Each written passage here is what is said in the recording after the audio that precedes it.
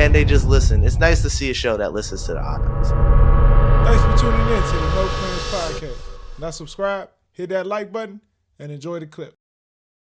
No clearance. We're gonna talk about Invincible. Season 3 just ended. The finale just came out, and let me tell you, boy, was that a finale. What a way to end the show. Pure nonstop action the whole time. It was fire. It was literally everything I was waiting for since I started reading the comic book 5 years ago. It was like cherry on top. The season in the total, though, it was better than the second, but it still wasn't as good as the first.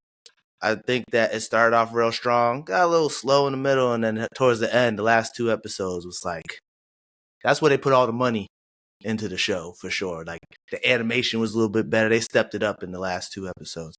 It was a big deal that they actually did that because they had to make sure they did that. The last 2 episodes, right? So, it's Invincible season 3 is over now, and I'm hoping I don't have to wait too long for season 4.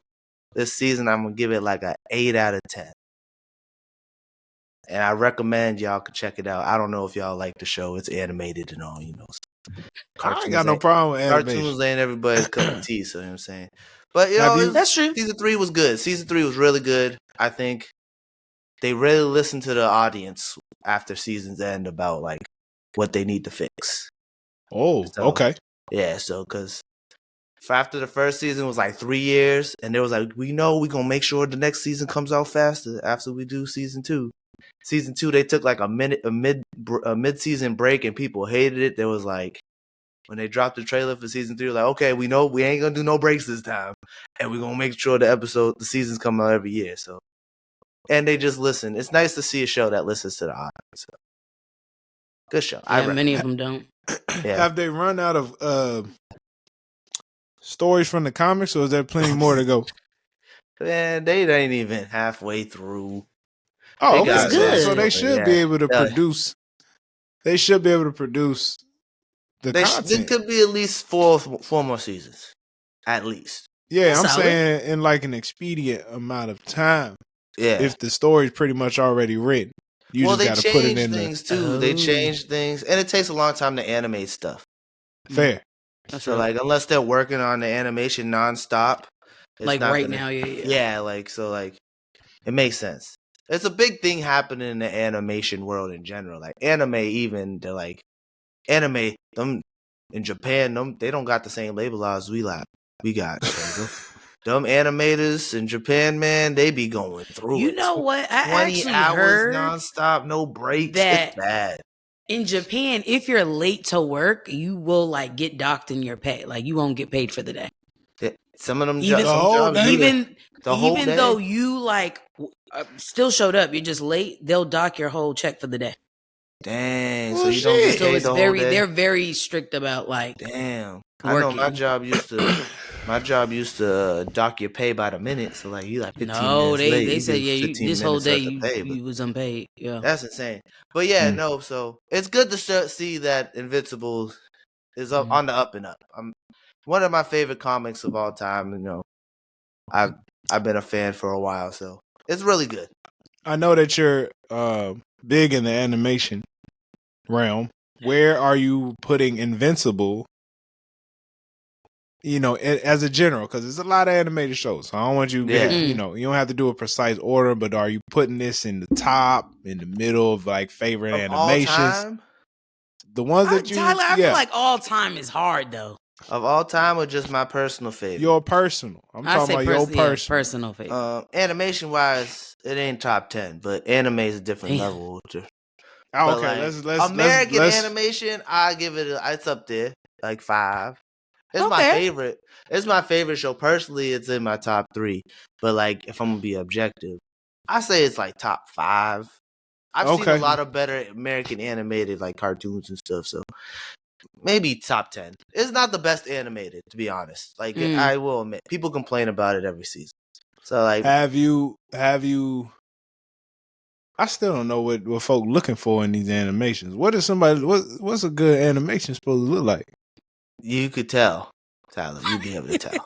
You'd be able to tell. So you when you say good animation, you're talking about like the quality of it, like the quality, like so. All right, so for instance, like sometimes when this stuff are animated, you could tell when they're using just like stills and not Gotcha. moving Okay. them, and you Yeah. can tell like when they just got like a It's still like you're image. flipping through a book. Yeah, like you could sometimes Gotcha, you can gotcha. tell. So like, and sometimes you could tell like if you see something that's like really really good, greatly animated, you could tell the difference between something that's not as good. Everyone got like a certain level. Like top tier shit is like a lot of anime right now. The animation is just insane. Yeah. Like some of the shit they're doing is just like I don't know how they draw that or animate that in a computer. Like what the? It's insane. So like you gotta see like I can't really explain. Like what's one that you can say like that's good animation? Demon Slayer right now. Demon Slayer, Jujutsu Kaisen. Those two right now are just the top of the top. Okay, Like, I can If we visualize talking that. American, what are we? What's the top American? It's saying it sounded like America in a lot of ways is behind. Well, it's just a different style of how they animate stuff, but I haven't seen anything that's like even close to anime that's like American. Okay. Well, I'm not. I don't want you comparing. I don't want you. I'm talking about it when we look in the scope of American animation. You don't watch a lot of American animated stuff for the animation. You watch it more for the story. Like the storyline. Okay, that makes sense. Like that makes sense. If that's the case, because a lot of it's animated similarly, so it's like, this is better. You can't really like, if like, that's unless the you're case, like really looking. Have you checked out Spider-Man?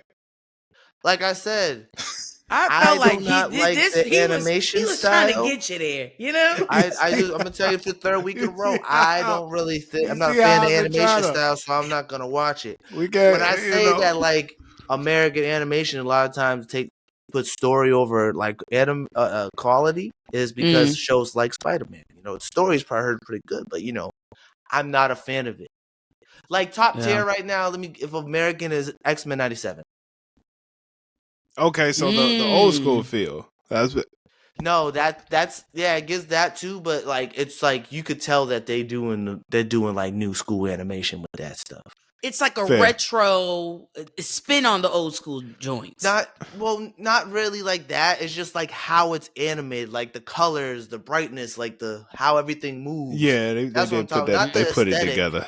That's not the aesthetic. Yeah, that's not the aesthetic. Like the aesthetics, with X-Men 97 was like 90s, but that was the point. It was animated well.